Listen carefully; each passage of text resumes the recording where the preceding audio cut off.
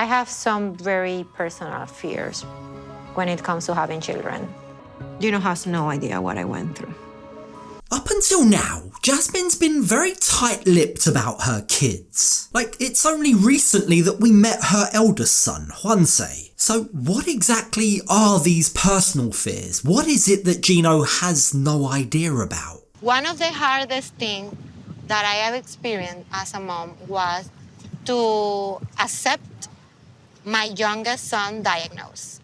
This is the first time that Jasmine's opened up about her youngest son. But before we get into that, let's rewind to the beginning. So the last time we saw Gino and Jasmine, they'd arrived in Miami for a small getaway. The plan was to hopefully forget all of the problems they were having when it comes to trust and family. And for once, it seems like both actually are on the same page. They do want to stop fighting. They do want to enjoy themselves. Don't be a pussy! I'm not familiar with these birds. And I almost kissed one, but I don't want to lose an eye. Will you marry me even if I lose an eye? No.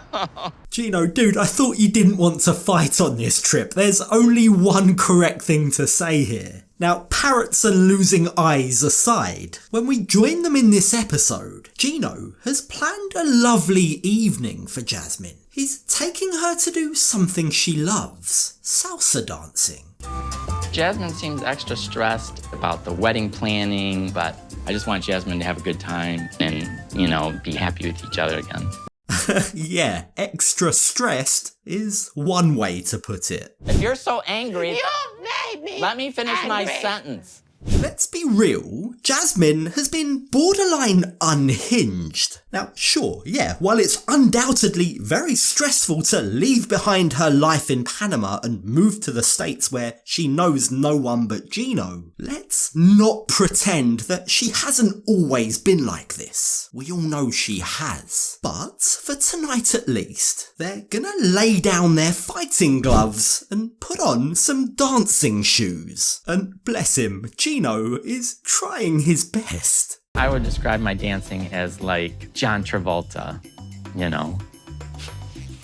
Just kidding. Yeah, I need a lot of work with my dancing. The salsa instructor is clearly a man after Gino's own heart. I mean, just look at that hat that he's rocking. Maybe seeing someone rock a hat indoors at night just like he does has given Gino an extra boost of confidence, because miraculously, he actually does quite a good job with his salsa moves. Even Jasmine's impressed. No. But I owe him a big apology. He's doing it good, great. I'm so proud of you, baby. Is it just me, or is it actually quite weird when occasionally we see these two get along? It's on these rare occurrences that we get to see how their relationship really works, and it seems to be based on acceptance. What do I mean by that? Well, Gino's clearly with Jasmine, knowing full well the amount of emotional baggage she comes with. He's accepted that. And by the same token, Jasmine knows and seems to accept Gino for all his quirks. It's starting to feel like the old Jasmine and Gino, and things were good and we were happy and having a good time together. So the night is a success, and when we join them the following morning as they're out for a walk, you can really sense that they're in a good place. They're laughing and smiling, they're holding hands, and Jasmine shows Gino a very sweet message that she's received from her eldest son, Juanse. He said, Mami, me encantó el video de Miami. Tell Papa Gino that I love him so much.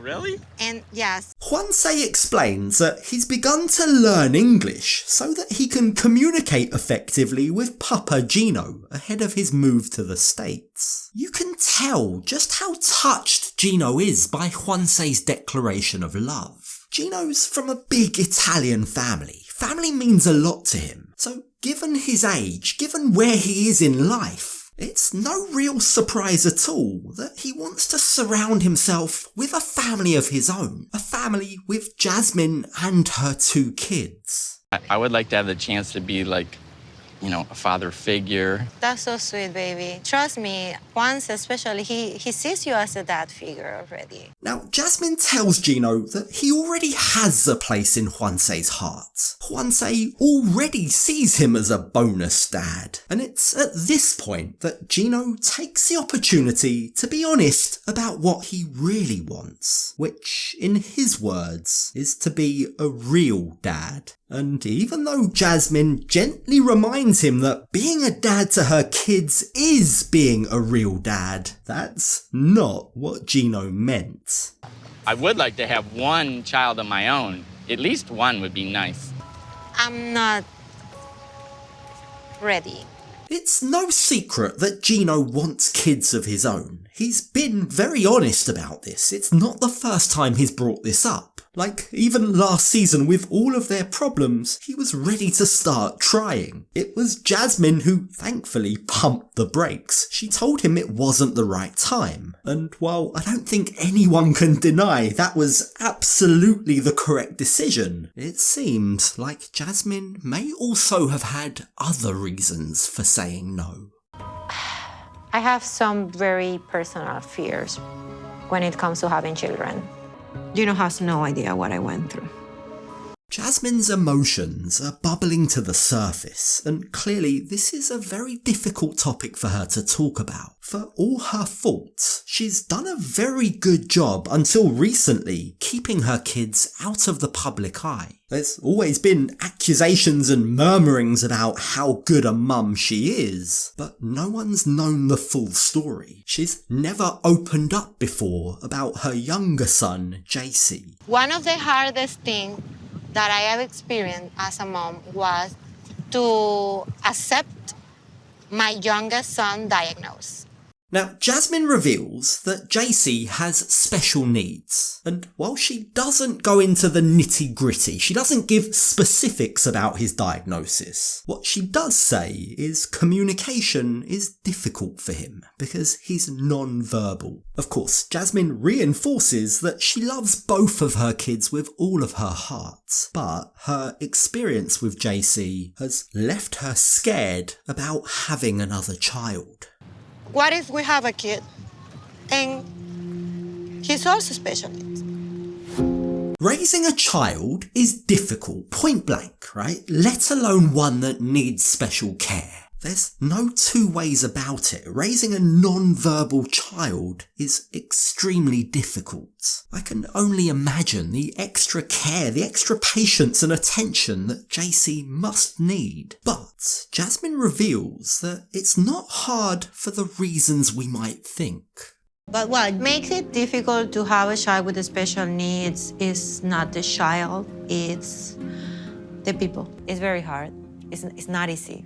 Jasmine gets more and more emotional as she goes on to explain to Gino that in general, people can be incredibly mean. They can really lack tolerance. It's heartbreaking to watch as Jasmine admits that sometimes she's relieved that JC isn't aware of his surroundings. It's a relief to her that her son doesn't see how people react to him. If we go to a restaurant and he's not behaving as a neurotypical kid, you have the stares, you have the ugly looks. Jasmine's explaining the reality of the situation because this is something that Gino needs to hear. Not only will JC soon be moving over to live with them, but if Gino's serious about having another child, he needs to understand that this might be a possibility for their future child too. And that being the case, Jasmine isn't sure she can go through that experience again. What if I cannot give you a neurotypical kid?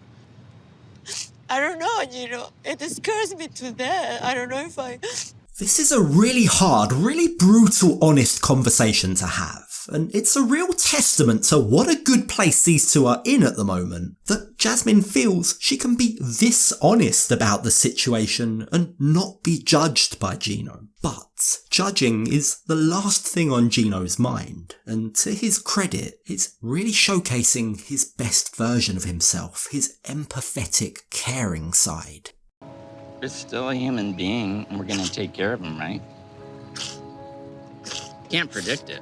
Exactly. Can't It predict. scares me, baby. Gino's determined to love his future hypothetical child no matter how it arrives in this world. And this is the sweet, kind, caring side to Gino that's been hidden from view for a while. I mean, it's easy to forget just how much love Gino has to give. Because up until this point, his relationship with Jasmine has been so transactional. But with this attitude, maybe he really is ready to start a family. Still a child, you know, there's no difference whether he has a disability or not. That's the way you should look at it. Nothing is your fault. Don't think it's your fault.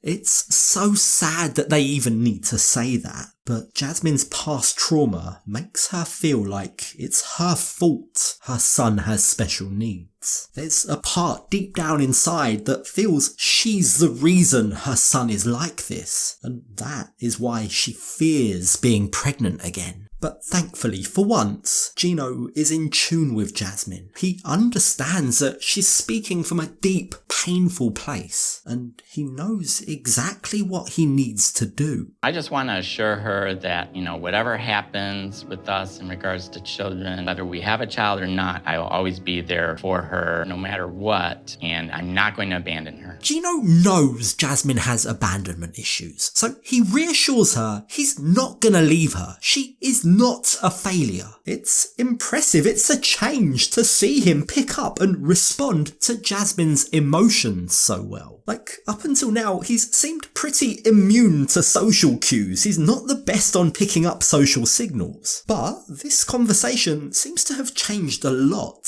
for both of them. I'm so lucky to have. I'm lucky to have you, too. We are lucky, both of us. Yeah.